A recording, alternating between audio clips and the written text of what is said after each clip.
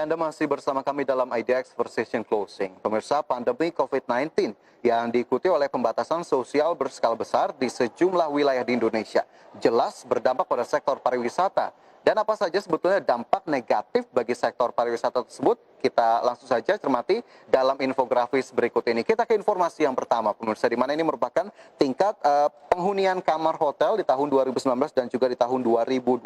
Kita lihat bagaimana kemudian perbedaannya. Tingkat penghunian kamar hotel berbintang di tahun 2019 jika kita lihat perjalanannya dari Januari hingga September ini cukup terjaga begitu ya, berada di angka 51,47%, kemudian 52,44% di Februari 2019, kemudian 52,88%, 53,9% pada April dan sempat mengalami penurunan di Mei 2019 lalu 43,53% dan kembali mencatatkan kenaikan ke level-level yang cukup tinggi bahkan 56%, 54% dan di September tahun lalu 53,52%.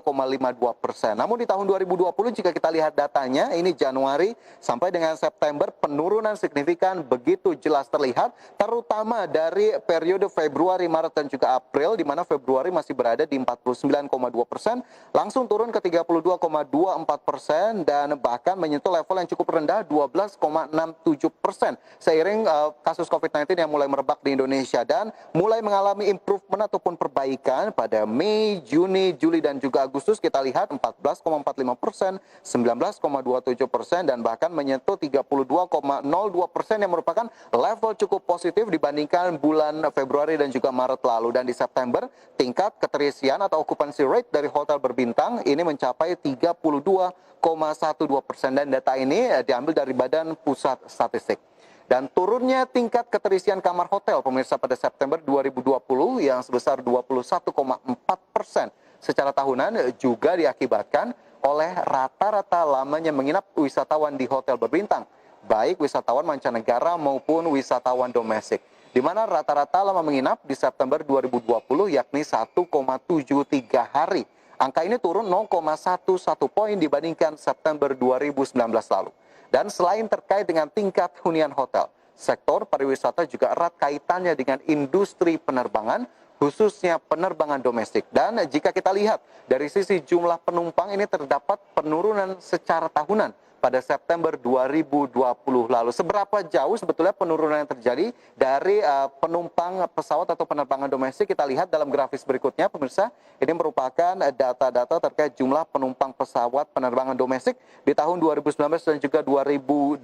Datanya juga kami ambil dari Badan Pusat Statistik begitu ya. Kita lihat ini di tahun 2019 lalu masih cukup terjaga begitu ya di angka 5 juta, kemudian juga 6 juta. Meskipun sempat mengalami penurunan ke posisi 5,25 juta pada Mei 2019, tapi mengalami kenaikan kembali bahkan ke 7,03 juta, kemudian 7,14 juta, dan berakhir di September 2019 di 6,16 juta. Sementara lagi-lagi jika kita bandingkan dengan tahun 2020, jumlah penumpang penerbangan domestik mengalami anjlok yang cukup signifikan, di mana pada Januari dan Februari masih cukup baik, 6,29, 5,79 juta, namun di Maret dan juga April jika kita lihat ini penurunannya begitu nyata, hanya 4,58 juta penumpang pesawat penerbangan domestik, sementara di April ini hanya 0,84 juta atau dalam kata lain hanya 840 ribu pesawat penumpang dari pesawat penerbangan domestik. Sementara jika kita lihat improvement lagi-lagi mulai terjadi di bulan-bulan berikutnya, di mana Mei ini mencapai 0,09 juta,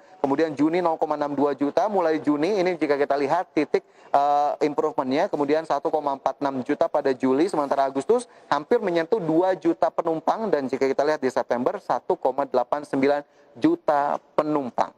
Dan pemirsa, jumlah penumpang penerbangan domestik pada September 2020 yang sebanyak 1,89 juta penumpang ini tercatat turun 69,26% secara tahunan dibandingkan September di 2019 lalu. Dan seperti kita ketahui, penurunan ini tentu juga diakibatkan salah satunya oleh pemberlakuan pembatasan sosial berskala besar yang juga berlaku di penerbangan pesawat di Indonesia yang harus menerapkan protokol kesehatan yang ketat dan membatasi jumlah penumpang dalam satu pesawat yang maksimal hanya sebanyak 70% dari total kapasitas angkut.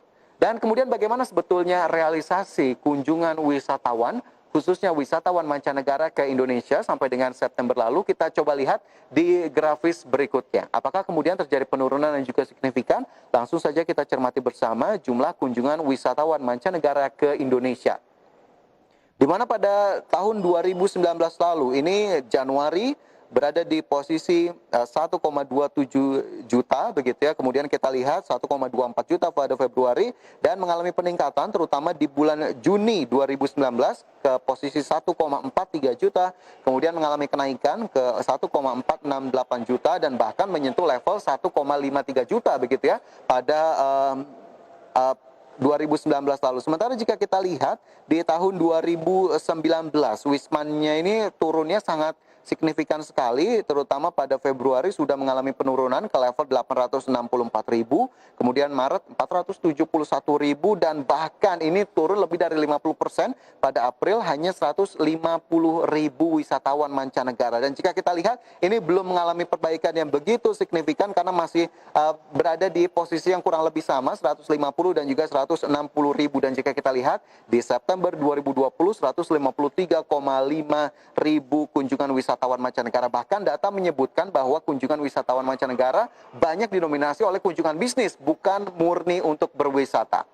Dan pemirsa, dari grafis ini tentu kita dapat simpulkan begitu ya bahwa pemberlakuan PSBB di Indonesia sejak akhir kuartal 1 lalu atau sejak makin meluasnya pandemi COVID-19, penurunan tajam dari kedatangan wisatawan mancanegara ke Indonesia yang terjadi pada akhir kuartal 1 seolah-olah mempertegas begitu ya, atau dalam tanda petik tren penurunan kunjungan yang terjadi sejak awal tahun ini. Jadi memang tidak bisa kita sangkal, tidak bisa kita elakkan bahwa penurunan memang benar terjadi dan begitu signifikan.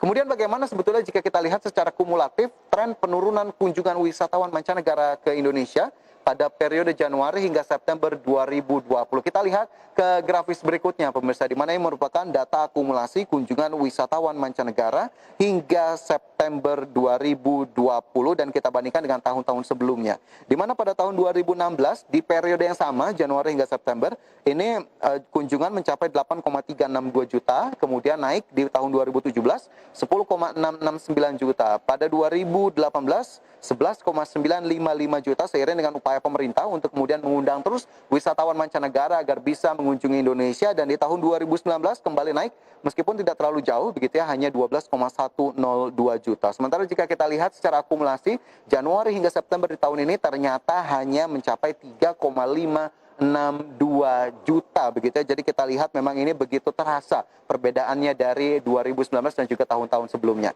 Dan dari data yang kami sajikan ini pemirsa dapat kita lihat begitu ya bahwa kunjungan wisatawan mancanegara untuk periode Januari hingga September mengalami penurunan secara tahunan di 2020 yakni mencapai 70,57%, cukup dalam. Dan penurunan ini juga menjadikan Kementerian Pariwisata dan Ekonomi Kreatif memproyeksikan bahwa hingga akhir tahun 2020 kunjungan wisatawan mancanegara sebanyak 3,7 juta orang untuk target yang pesimistis skenario begitu ya. Sementara untuk skenario optimistis yakni sebanyak 6,12 juta orang wisatawan mancanegara. Jadi memang bisa kita lihat targetnya tidak terlalu jauh dari pencapaiannya selama ini. Dan kita harapkan memang pemerintah kemudian juga seluruh stakeholder sektor pariwisata bisa bahu-membahu untuk kemudian kembali membangkitkan dan memulihkan sektor pariwisata, dan tentunya agar wisatawan tidak sungkan untuk kembali datang ke Indonesia meskipun harus menerapkan protokol kesehatan yang cukup ketat. Dan itu tadi pemirsa, bagaimana kemudian data-data terakhir dari perkembangan sektor pariwisata, dan jangan kemana-mana karena IDX Precision Closing akan kembali dengan sejumlah informasi ekonomi dari dalam negeri.